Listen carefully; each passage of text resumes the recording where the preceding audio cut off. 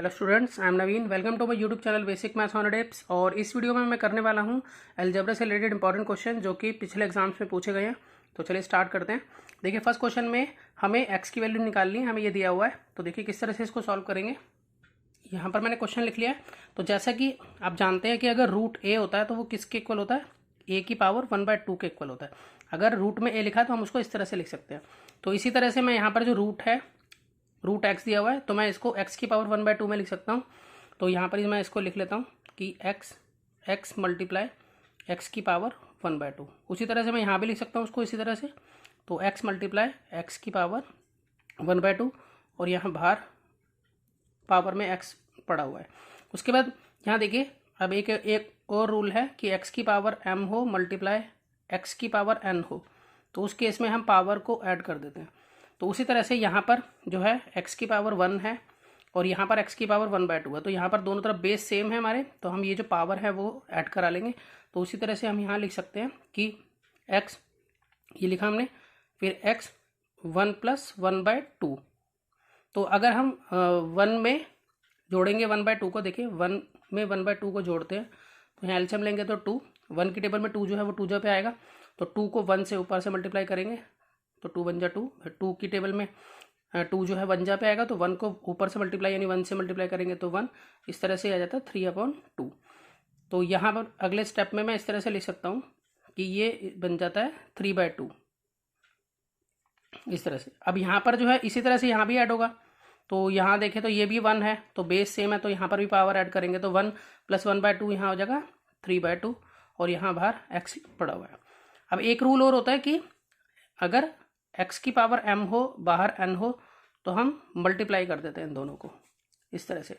तो यहाँ पर क्या करेंगे, हम मल्टीप्लाई करवा देंगे। तो यहाँ पर आ जाएगा हमारे पास 3x/2, यानी कि x के नीचे कुछ नहीं तो 1, 3 × x 3x और 2 × 1 = 2, इस तरह से हो गया। अब देखिए यहाँ पर जब बेस सेम है, यहाँ पर देखिए x दोनों तरफ बेस सेम है, तो जो उसके एक्सपोनेंट होंगे वो भी आपस में क्या हो जाएंगे, सेम हो जाएंगे। तो इसलिए मैं इसको इस तरह से लिख सकता हूँ, x की पावर 3/2 जो है बराबर होगी किसके, 3x/2 के बराबर होगी इस तरह से। अब उसके बाद हम क्या करेंगे यहाँ पर कि जो 3x/2 है इसको ले आते हैं इधर। तो x की पावर 3/2 अपनी जगह पर है और ये 3x/2 जो है वो इधर आ गया और इजिकल टू ये 0 रह गया अब यहाँ पर। अब देखिए उसके बाद अगर मैं इसको एक्सपेंड करके लिखना चाहूँ तो मैं इस तरह से लिख सकता हूँ कि x की पावर 1 मल्टीप्लाई एक्स की पावर 1/2। तो उसका रिजल्ट जो है वो ये बनेगा। तो मैंने इसको एक्सपेंड करके लिख लिया और इधर पड़ा हुआ है 3x/2 इजिकल टू 0। अब अगर आप देखें तो इन दोनों में हमें यहाँ कॉमन मिल जाता है x। तो मैं यहाँ पर x कॉमन ले लेता हूँ, जैसे कि यहाँ पर और यहाँ x कॉमन आ गया मेरा। तो यहाँ पर क्या बचा, x की पावर 1/2 फिर माइनस 3/2 इजिकल टू 0, ये हो जाता है। अब देखिए यहाँ पर हम ये कह सकते हैं कि x की पावर जो है यहाँ पर किसके इक्वल है, 0 के इक्वल है। और हम साथ में ये भी कह सकते हैं कि x की पावर 1/2 माइनस 3/2 ये भी 0 के इक्वल है, क्योंकि ये भी 0 के इक्वल होगा और ये पूरा भी 0 के इक्वल होगा। अब यहाँ पर हम क्या करेंगे कि इसको हम उधर ले जाते हैं। तो x की पावर 1/2, ये जो -3/2 है ये उधर चला जाएगा 0 के पास, तो 0 में ऐड हो जाएगा, तो ये बन जाएगा 3/2 पॉजिटिव। अब इस तरह से ये लिख दिया। अब देखिए यहाँ पर ये जो 1/2 है, जब हम इसको इक्वल टू उधर ट्रांसफर करेंगे तो ये इस पर स्क्वायर बनाएगा इस तरह से, ये इस तरह से स्क्वायर बनाएगा। और जब स्क्वायर बनाएगा तो हम इसको सॉल्व कर सकते हैं, 3 × 3 और 2 × 2 यानी कि 9/4। तो 9/4 जो है वो इसका रिजल्ट है। तो अगर हम देखें इसमें क्वेश्चन का आंसर जो हम कहेंगे कि 9/4 जो इसका आंसर है, तो ऑप्शन सी इसमें बिल्कुल राइट है। अब देखिए क्वेश्चन नंबर 2 करते हैं। यहाँ पर हमें दिया है 125 की पावर x इक्वल टू 3125। तो हमें x की वैल्यू निकालनी है।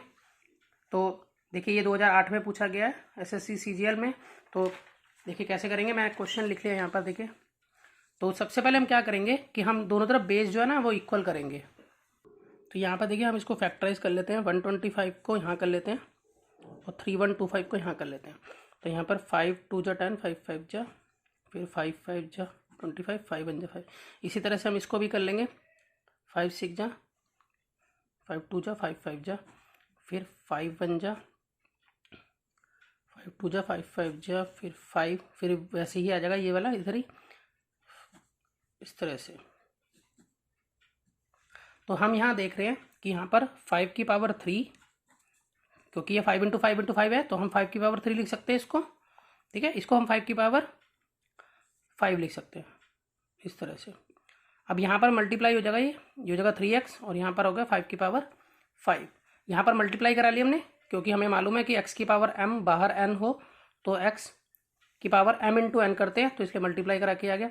अब देखिए जब बेस सेम होते हैं तो एक्सपोनेंट भी आपस में सेम होते हैं। Since base same then exponent also same, तो इसका मतलब हम कह सकते हैं 3x जो है वो 5 के इक्वल है, तो x की वैल्यू आएगी 5/3। तो ये 5/3 जो है वो इसका आंसर है। तो चेक करें तो 5/3 यानी कि ऑप्शन सी इसमें बिल्कुल राइट है। अब देखिए क्वेश्चन नंबर 3 में हमें पूछा है इफ़ 2 की पावर 2x - 5 इक्वल टू 16 के इक्वल है, और यहाँ 2 की पावर x + 5 जो है वो 32 के इक्वल है। तो हमें x y की वैल्यू निकालनी है, मतलब x और y की वैल्यू पहले हम कैलकुलेट करेंगे और फिर उन दोनों की मल्टीप्लाई करेंगे और चेक करेंगे कि क्या इसमें से आंसर आता है। तो जैसा कि मुझे दे रखा है मैं इसे लिख लेता हूँ क्वेश्चन में। तो देखिए यहाँ पर मैं जो 16 लिखा हुआ है सर, इसको मैं 2 की पावर में लिखूँगा, यहाँ पर 2x - 5 है पावर में, इसको मैं 2 की पावर 4 लिख सकता हूँ। जब बेस सेम होगा तो हम ये कह सकते हैं कि एक्सपोनेंट भी आपस में क्या होंगे, सेम होंगे, तो इसलिए मैं 2x - y जो है वो किसके इक्वल हो गया, 4 के इक्वल हो गया। ये हमारी इक्वेशन फर्स्ट हो गई। इससे मैं दूसरी इक्वेशन बना लेता हूँ। यहाँ पर 32 को मैं 2 की पावर में लिखूँगा, तो मैं इसको बोल सकता हूँ कि 2 की पावर 5 होता है 32 जो है, तो यहाँ 2 की पावर x + y जो है वो 2 की पावर 5 के इक्वल है। तो इसका मतलब जब बेस सेम है तो दोनों के एक्सपोनेंट भी आपस में इक्वल होंगे, तो इट मीन्स x + y जो है वो 5 के इक्वल हो गया। ये मेरी सेकंड इक्वेशन हो गई। अब क्या करना है मुझे, इन दोनों को ऐड कर देना, ऐड फर्स्ट एंड सेकंड। जो मेरी फर्स्ट और सेकंड इक्वेशन बनी है उन दोनों को मैं ऐड करा लेता हूँ। तो यहाँ पे 2x - y जो है वो 4 के इक्वल है और x + y जो है वो 5 के इक्वल है। तो यहाँ पर अगर हम ऐड कराएंगे तो ये प्लस माइनस माइनस कट गए, +y - y कट गया, और यहाँ हो गया यहाँ 3x = यहाँ 9। तो x की वैल्यू हो जाएगी 9/3। तो यहाँ पर हम काटें तो x की वैल्यू जो है वो 3 आ जाती है। तब x की वैल्यू 3 आ गई तो किसी भी एक इक्वेशन में मैं पुट कर सकता हूँ। जैसे कि मैं इस इक्वेशन में पुट कर लेता हूँ कि x + y जो है मुझे मालूम है 5 के बराबर है, जिसमें से x मुझे पता चल चुका है कि वो 3 है, तो y की वैल्यू निकल जाएगी यहाँ पर 5 - 3 यानी कि 2। तो इस तरह से y की वैल्यू जो है वो मेरे पास 2 आ गई है, x की वैल्यू मेरे पास यहाँ 3 आ गई है, और मुझे आंसर निकालना था x y का। तो x जो है वो 3, y जो है वो 2, तो 3 2 जा 6, तो 6 जो है वो इसका राइट आंसर होगा। बहुत ही ईजी है, ठीक है। आप देखिए इसमें देखें ऑप्शन सी इसमें बिल्कुल राइट है। अब देखिए क्वेश्चन नंबर 4 में हमें दिया है कि इफ़ √5 की पावर 7 डिवाइड बाय √5 की पावर 5 इक्वल टू 5 की पावर p। तो हमें यहाँ पर p की वैल्यू निकालनी है। तो मैं क्वेश्चन लिख लेता हूँ पहले। अब देखिए जैसे कि हमें मालूम है कि x की power m divide by x की पावर n हो तो हम पावर को आपस में माइनस कर देते हैं। तो इसी तरह से हम इसको लिख सकते हैं कि √5 7 - 5, क्योंकि मैं यहाँ डिवाइड का साइन है बीच में, तो पावर आपस में क्या हो जाएंगी, माइनस हो जाएंगी। और 5 को हम लिख सकते हैं √5 मल्टीप्लाई बाय √5, और यहाँ पर p है, ठीक है। √5 इंटू √5 जो है 5 के बराबर होता है, इसलिए हम इसको इस तरह से लिख सकते हैं।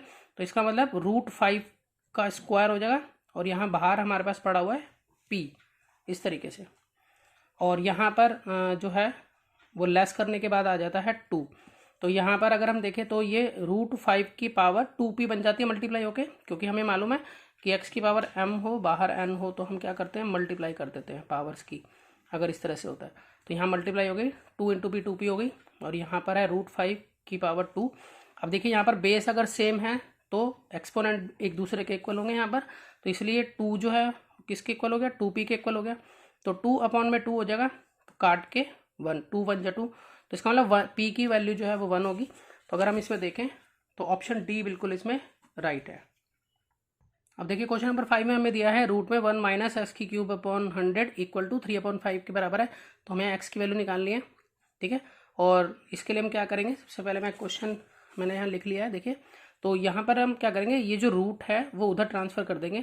तो 1 - x³/100 इजिकल टू, यहाँ इस पर ये स्क्वायर की फॉर्म में चढ़ जाएगा इस तरह से, सॉरी स्क्वायर इस तरह से चढ़ जाएगा ये।